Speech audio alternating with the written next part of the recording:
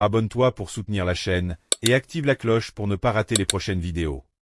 Justin était un jeune comptable dans une banque. Tous les jours, il faisait le même chemin, menait la même vie tranquille, sauf avec Allison, sa petite amie, mystérieuse, distante. Ce soir-là, il ouvrait sa caverne, selon ses propres mots un geste d'intimité, de tendresse, qu'il croyait suffisant pour la rendre heureuse. Mais elle ne souriait jamais. Le lendemain, avec l'enthousiasme d'un homme qui veut sauver son couple, Justin lui propose une escapade dans une autre ville, un week-end pour tout oublier. Mais Allison le regarde froidement. « Je n'irai nulle part avec toi tant que tu ne m'auras pas rendue heureuse. » Puis, elle ajoute « Et je ne t'épouserai pas non plus. » Ces mots sont une claque.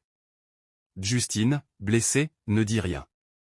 Il fait ses valises et part seul, vers une ville voisine, dans l'espoir d'oublier. Là-bas, il retrouve un vieil ami, Max, un vrai playboy. Max lui propose de sortir boire un verre. Le bar est animé, la musique forte, les rires éclatent. Max repère déjà une fille, prêt à s'amuser. Justin, lui, essaie de faire semblant. Il prend des selfies avec des filles pour rendre Allison jalouse, espérant qu'elle le remarque. Mais il boit. Beaucoup trop. Et au bout d'un moment, les gardes du bar le repèrent, complètement saoul, incapable de tenir debout. Ils le jettent dehors sans ménagement. Justin titube sur le trottoir, perdu. C'est alors qu'une fille s'arrête, Jennifer. Elle sortait du même bar. Elle le regarde, surprise, puis attendrie. « Tu veux que je t'aide à rentrer chez toi ?» Il ne répond pas. Elle décide de l'emmener chez elle, pour le mettre à l'abri. Le lendemain matin, Justin se réveille, encore vaseux. Il découvre que quelqu'un a volé une peinture accrochée dans l'appartement de Jennifer. Il s'en veut. Mais elle sourit, minimise. Elle lui offre du café.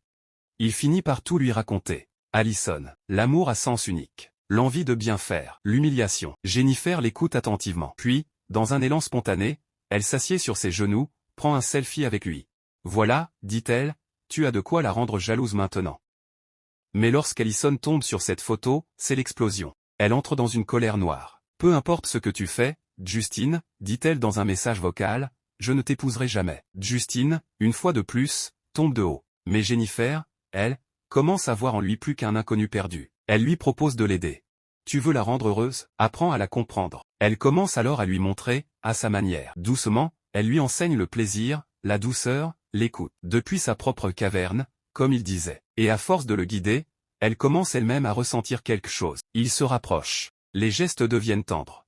Les regards s'attardent. Et un jour, alors qu'ils sont sur le point de s'embrasser, Justin s'éloigne. Il quitte l'appartement sans explication. Jennifer reste seule, blessée. Pendant ce temps, Justin retourne chez Allison. Allison sourit, elle accepte finalement de l'épouser. Tout semble se recoller. Le jour du mariage arrive. La salle est pleine. Les invités attendent. Justin regarde Allison dans sa robe blanche. Elle est belle. Tout est parfait. Mais son cœur est ailleurs. Alors, à quelques minutes de prononcer ses vœux, il lève la main. « Je suis désolé, Allison. Je ne peux pas. » Les murmures envahissent la salle. « Je ne peux pas t'épouser. Tu m'épouses parce que je t'ai rendue heureuse.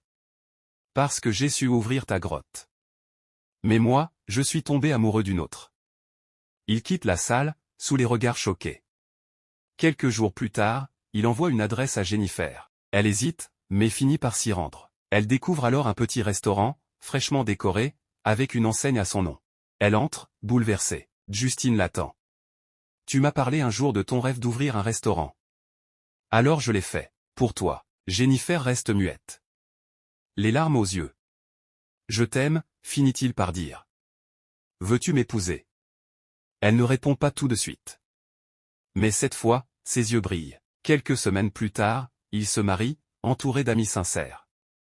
Ce film est une romance dramatique, sortie en 2002. Abonne-toi pour soutenir la chaîne, et active la cloche pour ne pas rater les prochaines vidéos.